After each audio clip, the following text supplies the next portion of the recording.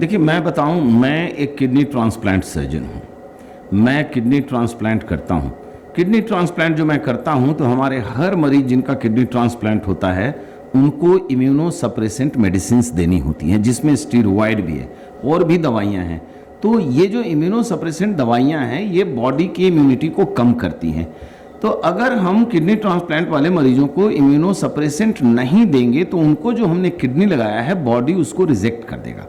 तो हमारे जो ट्रांसप्लांट वाले मरीज होते हैं वो इम्यूनो सप्रेस्ड होते हैं, और इस ग्रुप में म्यूकोरमाइकोसिस या जो ब्लैक फंगस या different fungal systemic fungal infection की जो आप बात कर रहे हैं, वो पहले से होता है। संख्या बहुत कम है, रेयर डिजीज है और थोड़ा सीरियस डिजीज है। लेकिन जब मैं सीरियस कह रहा हूं तो इसका मतलब ये नहीं है कि ये लाइलाज है। हमारे जो पेशेंट्स को म्यूकोरमाइकोसिस होता है, हम उनका इलाज करते हैं, और इलाज बेसिकली मेडिकल है, जो दवाइयों से ठीक करते हैं। सबसे बड़ा जो इम्पॉर्टेंट मेडिसिन है वो है एम्फोटेरिसिन बी। ज़रूरत पड़ने से हम ऑपरेशन भी करते हैं। तो अब देखिए कि ये जो कोविड आउटब्रेक में स्टीरॉयड का यूज़ बहुत हो रहा है, तो उससे स्टीरॉयड जो और काम के साथ साथ बॉडी की इम्यूनिटी कम करता है, और दूसरा कोई भी सीरियस बीमारी है उससे बॉडी की इम्यूनिटी कम हो जाती है। आप किसी भी वायरल इलनेस की बात ले लीजिए तो बॉडी की इम्यूनिटी कम हो जाती है। तो स्टीरॉयड और ये कोविड बीमारी दोनों मिल करके बॉडी की इम्यूनिटी को कम कर देते हैं, और जब इम्यूनिटी कम होता है तो ऐसे लोगों में म्यूकोरमाइकोसिस या जो ब्लैक फंगस और जो एस्परजिलोसिस या एस्परजिलस इन्फेक्शन की हम लोग बात कर रहे हैं, जिसको वाइट फंगस कहते हैं, तो ये होता है, हो सकता है। जैसा कि मैंने कहा, बीमारी सीरियस है लेकिन लाइलाज नहीं है, इसका इलाज है। तो अगर किसी को भी पता लगे कि म्यूकोरमाइकोसिस हमें हो गया है या मेरे परिवार में हो गया है, निराश होने का, हतोत्साह होने का, डेस्परेट होने का, नाउमीदी अपने अंदर लाने की बिल्कुल ज़रूरत नहीं है। हॉस्पिटल में जाएं, डॉक्टर्स लोग म्यूकोरमाइकोसिस का इलाज करते हैं। जैसा कि मैं कह रहा हूं, मैं जब से किडनी ट्रांसप्लांट शुरू किया हूं, हमें ऑफ एंड ऑन ये मरीज मिलते हैं, हम उनका इलाज करते हैं, उनको ठीक करते हैं और उनको घर भेजते हैं। बीमारी डिफ़िकल्ट ज़रूर है बट लाइलाज नहीं है। रहा बात की ये कैसे हो रहा है, सबसे अहम फैक्टर है डिप्रेस्ड इम्यूनिटी, स्टीरॉयड और कोविड जैसे सीरियस बीमारी के चलते।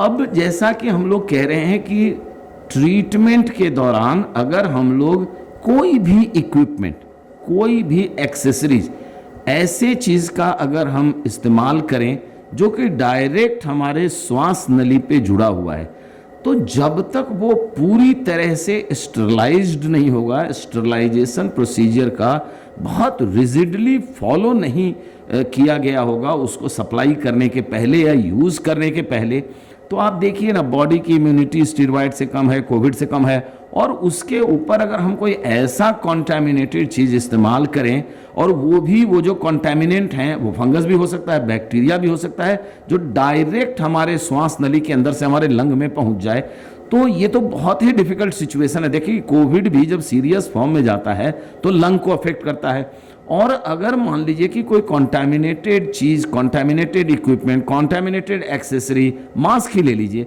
अगर उसको हम यूज़ करेंगे और अगर उसमें कोई भी जर्म्स है, चाहे वो फंगस हो, चाहे बैक्टीरिया हो, चाहे वायरस हो, तो डायरेक्ट श्वास नली में चला जाएगा। तो ये जैसे to adding insult to the injury, पहले ही लंग परेशान है कोविड से और उसके ऊपर में एक और नई बीमारी उसमें डाल देंगे तो परेशानी बढ़ जाएगी।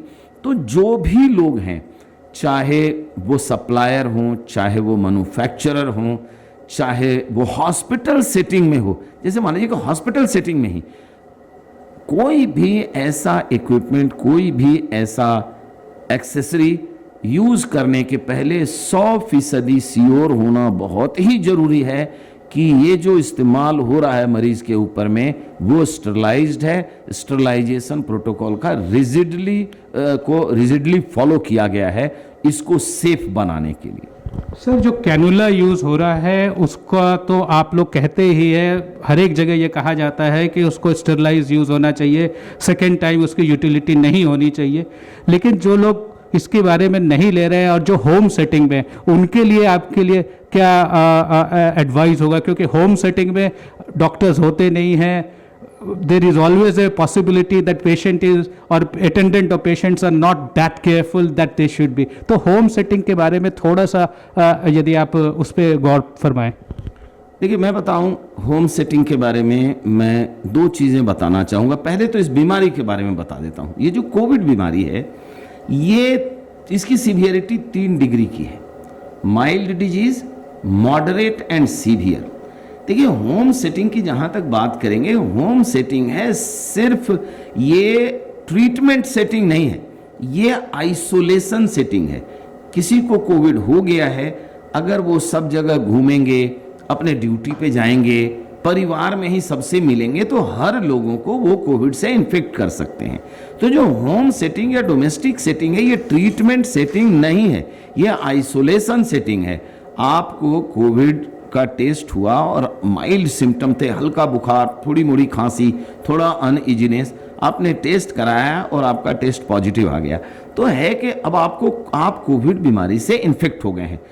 तो डोमेस्टिक सेटिंग इसलिए कि अब अपने ही घर में एक कमरे में अपने आप को रखिए, एक तो होम कंफर्ट हो गया आपका, लेकिन आपको और आपके परिवार को, दोनों को बहुत ही कोशिश करनी पड़ेगी कि ये इन्फेक्शन किसी दूसरे में नहीं जाए। देखिए, प्यार और ममता बहुत इंपॉर्टेंट है और उनको हम प्यार और ममता दे सकते हैं, साथ साथ दूसरे फैमिली मेंबर्स को इस बीमारी से बचाते हुए।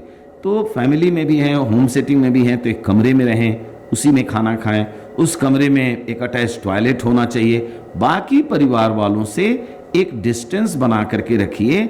और देखिए, 2 हफ्ते की बात होती है, 15 दिन 17 दिन में ये वायरस बॉडी से निकल जाता है।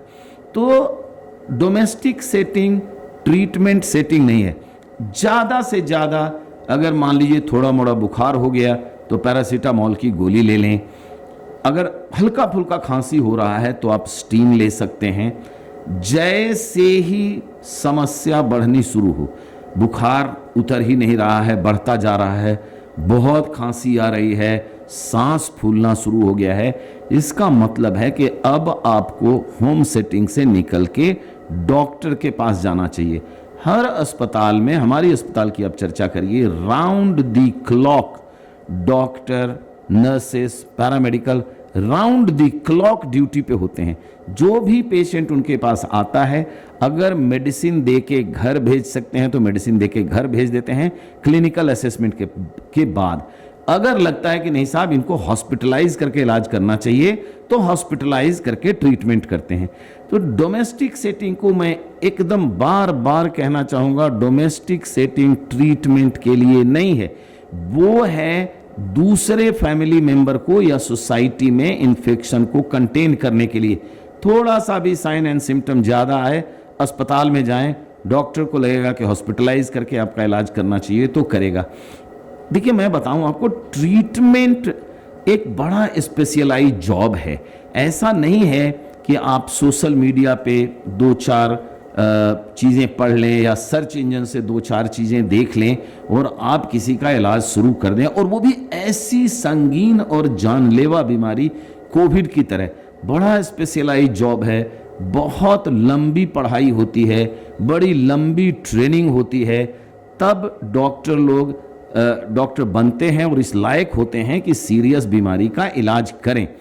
तो उस इतना जो कॉम्प्लेक्स प्रोसीजर है, उसको ऐसे कि खुद ही अपना इलाज शुरू कर दें, बहुत ही गलत है। मैं बताऊं आपको, जैसे स्टेरॉइड की बात करिए या रेमडेसिविर की बात करिए, एंटीकोएगुलेंट की बात करिए, ऑक्सीजन थेरेपी की बात करिए, कुछ भी की आप बात करिए, कोई भी दवाई का एक इंडिकेशन होता है। मैं कोविड के सिलसिले में आपको बता रहा हूं कि कब स्टेरॉइड देंगे, कब रेमडेसिविर देंगे, कब एंटीकोआगुलेंट शुरू करेंगे। ये नहीं है कि जितने लोगों को कोविड हो गया सबको देंगे। उसका एक रिजिड इंडिकेशन होता है जो डॉक्टर वो सोच समझ करके फैसला करता है, जान करके कि साहब अब इनको ये दवाई हमको शुरू करनी है।